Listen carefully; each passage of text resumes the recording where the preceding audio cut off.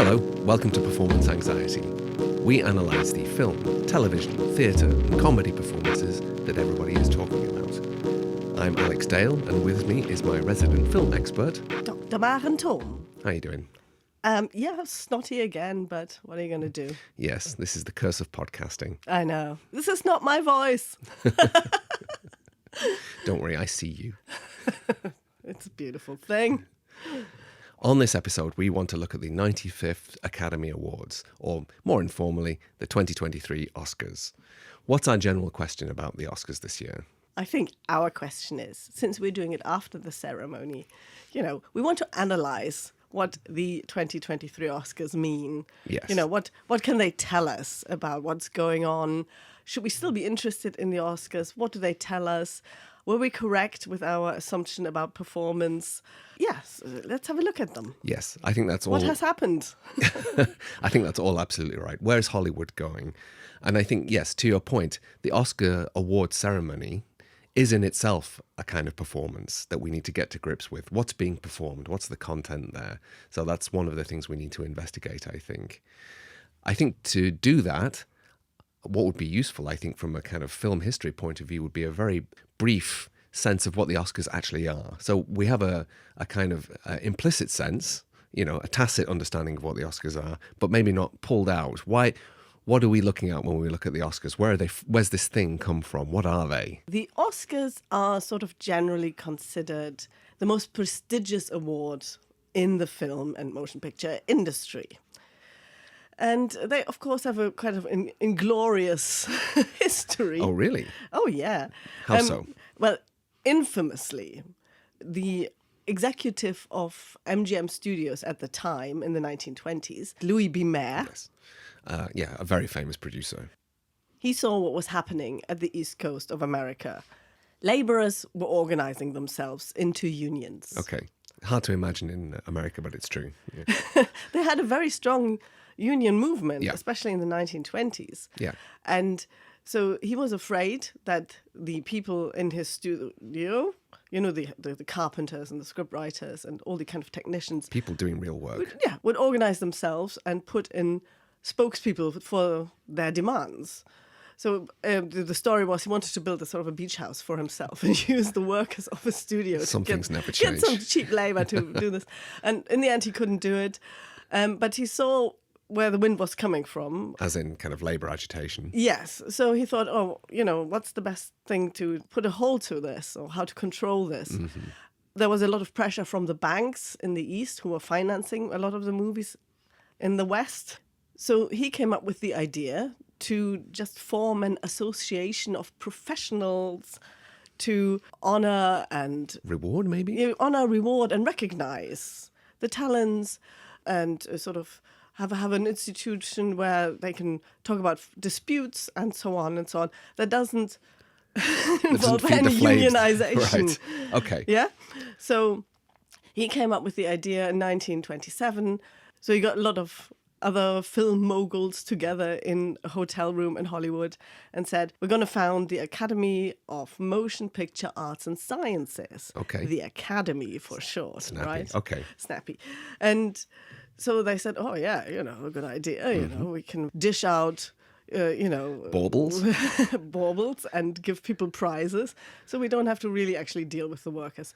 So this was a sop to the agitational working class, right? Yeah, of course. And it was a perfectly clever marketing strategy as well. So here comes a place where the people who work in the industry give each other prizes. So the studios recognize the workers, Yeah. the technicians recognize the studios, and the stars recognize the studios. It was a perfect capitalist I see. venture. No need to unionize. You'll get rewarded. don't Yeah, worry. you'll be seen. Okay. You'll get rewarded. Okay. You will be, and You'll be looked after. You will be looked after. There's a famous quote from Louis B. Mayer in his autobiography, and where he openly admits, and he says, I found that the best way to handle filmmakers was to hang medals all over them. I see. So that's What a swine. So there's a cynical history towards the Oscars. Of course, over the years, the workers in the studios, of course, unionized. The actual studio system changed a lot. Nevertheless, the kind of function that it gained in the initially. The Academy, you mean? Yeah, the Academy, the kind of self-recognition and thus the marketing of the product through this kind of publicity, self-recognizing publicity, that took off big time. So this is the legacy of that initial period. Exactly. So, it's, as you can see, it's an industry that takes a temperature of itself. I see. Okay. Yeah. So it just so happens today that there are just more kind of disciplines within the Academy. Yeah. So they started out with the 5 categories, writers, directors, actors, technicians, and producers. Okay. It's never catering, is it? The caterers never get those. Always overlooked. Probably under technicians, right? Yeah. And of course, today that's opened out massively. So now we have 17 categories at least. 17? Yeah. So, from cinematography to editing and so on and Sound, so on. music. Yeah, costume. It's like a guild. So you join, or you're invited to join if you have a good record within the field of your work. Okay, so there's a logical question there, which is how many people are actually in the Academy? Do you know? Well, and how does it? Do you have a sense of how it breaks down at all? Well, there used to be about sort of 6,000. It's not quite clear because they're not very open about this. Okay. But it used to be about 6,000 till about 4 or 5 years ago. Okay. And then, as you remember, they had this big diversity drive. Mm-hmm. I don't remember, but I can imagine that would be the case. And with any kind of diversity drive, what you do is basically you increase the number of members by a certain quota of people. The cynic in me would say diversity hires, but yeah. But now they have about 10,000 members. Okay. So technicians, directors. actors, editors, and of course the biggest group are the actors. So what that means in the present day is, as you said briefly, is that it's a particular creative class of people, and this award ceremony is them essentially rewarding themselves, but also I think showing the world what they think is important to themselves. It's kind of taking their own temperature in public a little bit, right? Yes, you can see what is important to this kind of class of people. By the kind of things they nominate and reward. Exactly. Or who they recognize. Mm-hmm. What does this kind of class of people think is, important? What is the ideology, you could even say? If you want to be heavy about it. Yes. Okay, Zizekian about it. All right, that's a brilliant summary and a brilliant potted history of what the Oscars are. Oh, you could go on and on about this. I'm sure. Where they've come from, where they are now, and where they're going. And I think one of the things we'll get to grips with is where we think they're going to go next, because that is more prediction. But I think our predictions will be based on our analysis. So the question, I guess, more specifically is that we set ourselves at the beginning is, what kind of things can we learn about what we saw in the most recent ceremony? So the 2023 Oscars, which is the 95th Academy Award ceremony, is that right? Oh yeah, very good. You're speaking like a pro. Oh, thank you, darling. I'm waiting for the 100th ceremony. I'm really curious to see what. Well, if you have seen the ceremony, they're back to a kind of substantial length of 3.5 hours. Chunky. Yes. So they have learned that you cannot just cut important categories because, especially things like editing, which they cut before and they just... The editors edited themselves. Yes, and basically, and then be reminded by the industry, which they should represent, that editing is filmmaking. And all right. Okay. I think we're getting... I'm digressing. So if we look at the last ceremony, we can see it was very much the safest thing on earth. It was so safe. Mm-hmm. Nobody stepped out of line. They had bouncers, I believe. They had bouncers. Nobody did heavy political speeches. Nobody stepped out of line. Even the carpet was beige. Yeah, right. Red's too aggro, right? Yes, I mean the symbolism was not lost on any. It was quite. Yeah. So the carpet set the tone of the whole thing, literally and metaphorically. Yes. And of course, Jimmy Kimmel's jokes were very self-deprecating, knowing, we know we have nothing left to say, la la la. We're very amused, we're very amusing. So they were good. I mean, it was absolutely flawless. It was as well a observed, ceremony. yes. And I think they really put a lot of money into getting this right. After the last 5 years, as we know, people always talk about Oscar viewing figures. Oh, this is how they are sort of judged by the viewing figures. And they have been massively declining sort of since the 2000s, with a massive dip, sort of 2017, and they sort of never recovered. So the people weren't interested in the Oscars, the public, the movie-going public. And you think the Academy feels this? You think they're worried about this? I think there's a big pressure of being relevant. The absolute constant drives about being relevant and the panic that you could see to totally innovate all the time and become relevant speaks to this kind of loss of why have we lost the public? I see. So over the past few years, you've seen quite contentious political issues being played out. Oscars so wide. Is that right? Well, I think so. Over the past 5 years, I think it started with sort of Moonlight when it won an Oscar. It was a film that actually nobody watched at the cinema. Very, very, very few people. And then, of course, why would you want to watch an award ceremony about films that nobody's interested in? It started a long time before that, but I think the absolute dip came with Moonlight. I think it was 2017. And then, and you had this kind of constant scandal going on. You had the Weinstein thing, Me Too, and then the kind of Oscars so wide. People were threatening, Spike Lee and Will Smith were threatening to boycott the Oscars 2016. So there's this kind of constant political badgering by the film classes, yes. By the creative classes of Hollywood, just really turned people off. You had. Do you remember Joaquin Phoenix at his Oscar speech? He's banging on like a crazy person about veganism. No, I don't remember. Like mental. Or Jane Fonda, she famously, tried to be modest and said, "Oh, all my jewelry is like." Oh, Jesus! I'd forgotten that. They're it's all like recycled. ethically sourced. So like these massive diamonds. It's just got. Yes. No, you basically they constantly for the past years they showed that they were completely out of touch with the movie-going public of America and the world in more general. I guess. Well, in more general, they were completely out of touch, and every desperate attempt to stay relevant. Wearing dresses with all the kind of female filmmakers that I ignored. Was that Natalie Portman? That was Natalie Portman, yeah. Every kind of gesture just really turned people off more and more. So, and this is very interesting. Then the pandemic came and the viewing figures completely crashed because absolutely nobody went to the cinema. Of course, yeah. So there's a real practical problem. Absolutely. No, you could not name any of the winning films from last year. Because no one's been to see them. Exactly. Right. But this year, people are back. Famously, at the Oscar luncheon, Steven Spielberg said to Tom Cruise, "Yes, you have saved cinema because Top Gun Maverick happened, a fantastic cinematic film that saved, and I don't think it's exaggerated to say that it saved public, exhibition of films." Yeah, it's. Yes, two of the pod's favourite people. But also, I think, there's a legitimate claim to be made there about the importance of that film in getting people back physically into a space watching films. Yeah. What should have happened is that Top Gun Maverick should have won all the prizes. If there was any justice. Well, no, if Hollywood wants to be relevant. Right. Because it is a film that is technically quite good and it sort of embodies the values of America at the moment. This film didn't put a foot out of line. Yes.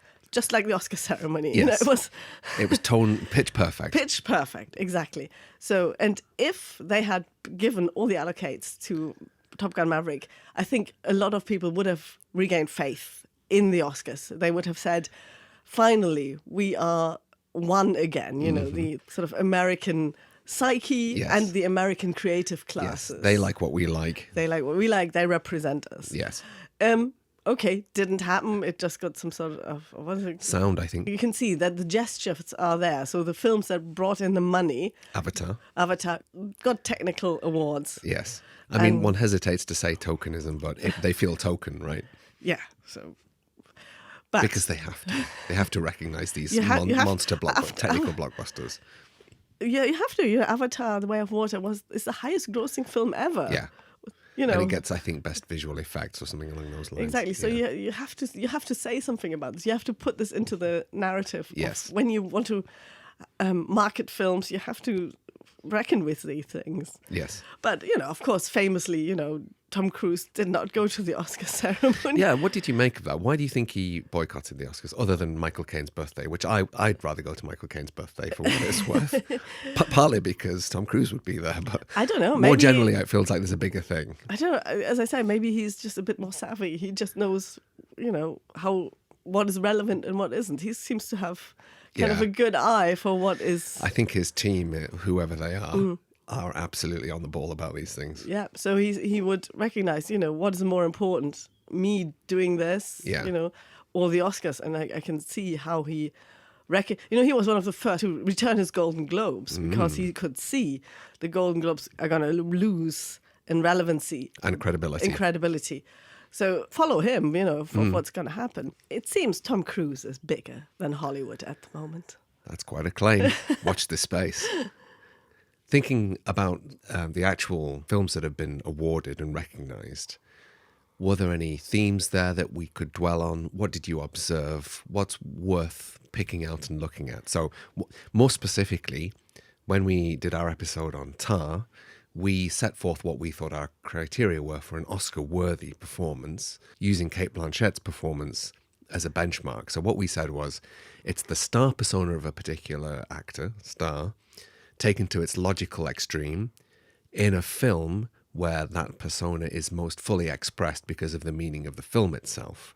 Now then, do you think we saw that in the films that were rewarded, and to what degree, and why did they differ in their choice from ours? For what it's worth, you did say Michelle Yeoh was going to win, Yes. so well done. I owe you a $5. Well, I think it was obviously, it was the feel-good Oscars.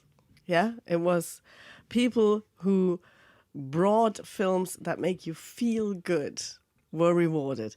People who had comebacks, it was. So this is where the performance of the Oscars, as in its own terms, becomes really relevant.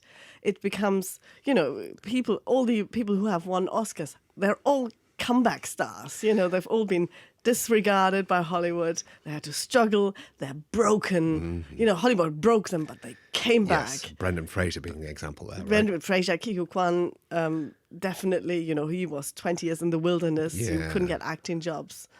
So you can see how the Oscars themselves become the last reel of a film where the deserving get their just rewards. Absolutely. The narrative arc is fulfilled of their careers, right? Yeah, look at Ke Huy Quan's speech. Yes. This is the American dream, and you just have to believe in yourself. But I It's mean, beautiful. for what it's worth, his performance was amazing, right? I thought it was one of the best performances I've seen all year. So I cannot fault him getting the Oscar. I thought it was amazing. The film itself, I thought, Everything Everywhere All at Once, obviously cleaned up at the Oscars. Won all the kind of prizes you could give for a film that made you feel good. And it is a good and interesting film about the life of a person. I think we would maybe argue that it's not as artistically rich or relevant as Tar, but I think this says more about where Hollywood and their head is at than anything else, right? I think so. So we were talking about how Cate Blanchett is, the alien queen that needs to be taken down. That was her persona. That was epitomized in Tar. That was a film written for her. It was all about that thing, that persona thing. And on top of this, Tar was a really interesting and topical film, a deconstruction about society, of where we're at the moment. It was a really interesting way of looking at what's happening. Everything Everywhere All at Once also features a great performance by Michelle Yeoh in the main role. And here again, we have this phenomenon where we have the persona of Michelle Yeoh, who is an immigrant, a middle-aged lady. Yes. She is a kung fu master. Yeah. And all this comes together in the film. So again, her persona is epitomized in this film, and she plays it perfectly. Yes. So here again, persona and role fit together like hand in glove. They even take, film snippets of her real life in Her the on film. the red carpet. Yeah, on the red carpet. So this is how much her persona matches the role she plays. So in the film, there's a series of alternate universes, and essentially in one of those alternate universes, Michelle Yeoh's character is Michelle Yeoh for all intents and purposes, Yes. right? Yeah. Exactly. So again, so this is why I said she's going to win the Oscar for this. The film itself is far less controversial than Tar. And that's probably why it got the gongs, right? Yes, this is why it's won. It's a feel-good film. Yeah. The message of the film is extremely simplistic. It's about, in a world that is chaotic, just be kind. Now, you say this was the kind Oscars and the uneventful Oscars, but it wasn't without a certain degree of controversy and scandal. So particularly around the nomination of Andrea Riseborough in the acting category. So what were the events there, and what was the... It's not scandal exactly, brouhaha. I don't know how you would describe it.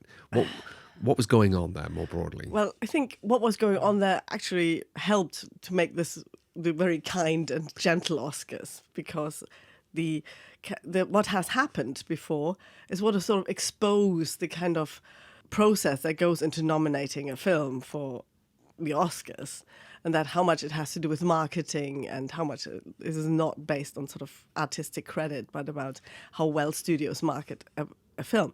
To understand what has happened, I'm going to quickly just explain how films get nominated for the Oscars. Usually the case is that film companies produce a film and then they take it to film festivals. So this is where the first times where films are shown. And here you can get the temperature about how well this film is going to do. Do punters like it? Do the film's critics like it? Do the film-going public like it? And this is where they found out that Everything Everywhere All at Once was a winner. Right. You couldn't tell from the beginning, but people loved it at festivals. So the production company, A24, I want to talk about them a bit more as well, pushed this film and said, this is what we call for your consideration. Right. And so they marketed it to the people, to the actors who are members of the Academy. Watch this is great, nominated for your category. And so this happens for all the kind of categories. And what has happened is that there are certain films that think they are a sure thing to be nominated because they're sort of important and worthy. Films like Till. Till was the one that was supposed, about the film about the life of Emmett Till and the performance by Danielle Deadwyler as the mother of Emmett Till. And people thought this was going to be a surefire nomination because it was such an important and worthy film. It seems like typical Oscar bait, right? Yeah, exactly. So they thought, all the other Academy members will nominate Danielle Deadwyler. Would have done so as well. But the film that Andrea Riseborough was in, For Leslie, it was called, in which she acted probably quite well, but it didn't do very well at the kind of festival circuit. It didn't take a lot of money in the first release. And so the studio thought, this is probably not going to get a lot of Oscar nominations, so we're not going to market this. But lo and behold, a lot of actors loved Andrea Riseborough's performance, right? They thought, oh my God, she's acting her little heart out. Here's an actor, really acting, doing some serious acting. Yeah, so they loved the kind of acting of it. Okay. And I think I can understand it because he is a person who acts her heart out in a film that is sort of got Oscars written all over it. And I think a lot of actors saw, there but for the grace of God. If I don't say anything, that this is a great performance, I could not be nominated one day. And so what has happened, so big stars like Gwyneth Paltrow and others, they started this kind of private campaign to get Andrea Riseborough nominated. It's hard to imagine Gwyneth Paltrow starting a grassroots campaign, but she was one of them. It then became this kind of thing amongst the actors about Hollywood. They always find a worthy cause to support, and then it was suddenly the Andrea Riseborough cause. I can understand this more than others, perhaps, because it is actually about their own craft, right? So they're trying to make a case for their own craft and defend their own craft, right? Absolutely. So it's absolutely understandable that they would do this. Unluckily, you can only nominate 5 people for the Best Actor category. And having Andrea Riseborough now nominated for an Oscar meant that the people who you thought was a surefire thing, Danielle Deadwyler, missed out. And now we have this kind of scandal about Andrea Riseborough being nominated for an Oscar. But it sort of exposed to people the kind of machine, the kind of marketing machine that is behind, that studios put behind promoting their films that they think should be nominated for Oscars. So an Oscar campaign is a serious business, and it takes a huge chunk of money, often like the budget is almost big as the film itself kind of thing, just to make sure people are aware of it and it's nominated. Yeah, so they throw luncheons, they throw screenings, they throw parties. Meet and greets. Yeah, meet and greets. They send people to talk shows and so on. They make this really important. And they throw a lot of money on it. And you can see, and this is why also people like that Everything Everywhere All at Once has won, because it's a small production company that is behind it. Well, I was watching various interviews with the cast members, and Stephanie Hsu, the supporting actress, said it was the little engine that could. And that's the narrative around this film. Yeah, so it's the feel-good Oscars, the little guys, they're coming back, from the nominations to the production companies. They're the little guys who won, the American dream. This is why it's the feel-good Oscars still. So, Brendan Fraser did win. Now, we watched The Whale and we had some artistic reservations about it. Nevertheless, he won Best Performance. Yeah. What do you think was the story there? And more specifically, using our own criteria, what do you think the persona was that was being awarded? What do you think people were picking up on about Brendan Fraser and his performance? So, anybody who's seen The Whale, is either... Let's say it's a deeply divisive film about people who've got taste and who haven't. It's not good. Yeah. But so watch it at your own peril, because I think actually Brendan Fraser deserves his Oscar. And just by going by our criteria, in that here the persona of Brendan Fraser really gels with the character he plays. The film is the character. So it's not immediately obvious what that character is, I think, which is perhaps why people are maybe not confused, but I don't know. They don't necessarily see the connection there, why his persona is right for a morbidly obese gay English professor. Explain that. Yeah, one of the problems with the film and why it's so terrible, it's like perfectly naive. It's this super nice guy has got no flaws whatsoever. He just wants the best from people. It's another Be Kind. Yeah. It's another broken person, like physically broken. And here we come already with the first similarity that he has with the persona of Brendan Fraser. He is broke. He's an actor who was physically broken by addiction and psychological problems. So famously, Brendan Fraser's had some time in the wilderness away, some time away from Hollywood. He's another comeback. And he was, in the 90s and 2000s, he was the darling of Hollywood. We love Brendan Fraser. I still like Brendan Fraser. Oh my God, we loved him so much. Remember we had Bedazzled. Oh God, what a great film. But I never liked Darren Aronofsky, the director. The Whale. Of The Whale, yeah. He has always made quite pretentious films, religiously pretentious films. The worst thing was that they're pretentious, and I think the second worst thing is that he just has this joy in showing really broken people, broken by life, physically life. He revels in the abject too much. Yes. The point being, though, about Brendan Fraser is that his persona is kind of innocence, I guess. Innocent clown almost. Well, he is right? a clown. Yeah. Where he shines is a naive clown, friendly, absolutely lovable. There's not a bad bone in his body. Yes. Naivety, now in The Whale, coupled with the brokenness that, again, the real Brendan Fraser's had in his real life. So you can see how the actor, the persona, all fold into one another, and how that then gets rewarded by the Academy. The absolute perfect example of the kind of tragicomic clown. And it's beautiful, if you're to watch, and the problem is the film itself.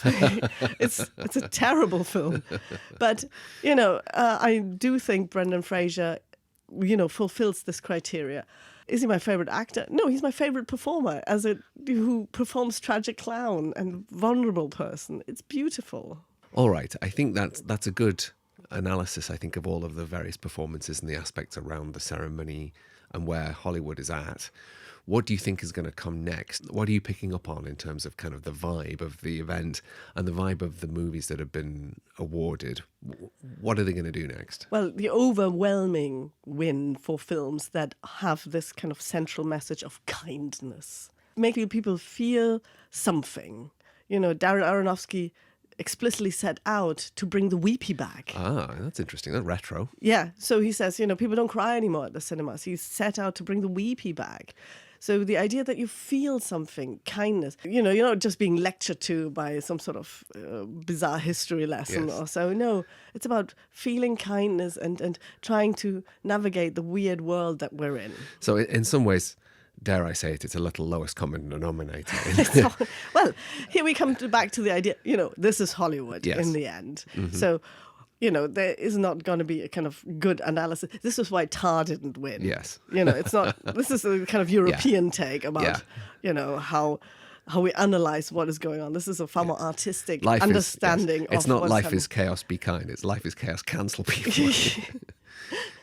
But, the American answer to this is be kind. Yes. And, as a European, I can look over the pond and say, well, yeah, be Americans, Yes. right? So I think, interestingly, the relationship between kindness and the weepy is pretty obvious. Yeah. Like the logical outcome of a weepy is that people need to be more kind to one another. So I can see how that's going to start playing out. The criticism of Europeans to America was always that they do not analyze. They wallow in feelings and catharsis. They emote. They emote. They don't analyze, from the beginning of cinema till today. So nothing has changed in that respect. But what we can expect from the future is, I think we look at the aforementioned production company, A24, who basically produced all the films that have won. Really? So they produced The Whale, they produced Everything Everywhere All at Once. Wow. They produced loads of films that we saw last year, Bodies, Bodies, Bodies. No, really? All the horror films that we saw. So intriguing, did they? Yeah, they even produced that Guy on the Shell, and the other film that was nominated for a BAFTA. The Guy on the Shell? The animated movie, Marcel with the little shell. It's an anime. You didn't see it. I saw it. Obviously not. No, it's quite cute. So, but it is a production company, and they are basically this powerhouse. If you look on their website, they're really an interesting business model. So you can join them as a member. So you can pay a fee, and they bring out podcasts, and you can buy merch from them. Wow, and okay. So They're a going concern then, huh? yeah. So they are like a real thing that film freaks are into. What's the new A24? So, but you can look on their website, what's coming out this year. And they are all sort of in the vein of, indies, but they're about sort of people's experiences. So they've got the new Joaquin Phoenix film out, which looks a bit like The Whale, but with Joaquin Phoenix, it's about a confused old guy. Oh, right. Yeah, but so I think if you want to know what Hollywood likes, it's A24 films. All right. Well, thank you very much. I think that was a very good summary of where Hollywood's been, where it is now, and where it might be going in the future. Thanks very much. Thank you for listening to Performance Anxiety. If you've enjoyed this episode, don't forget to like and subscribe and spread the word. Every little bit of support helps. Thanks very much. Till next time.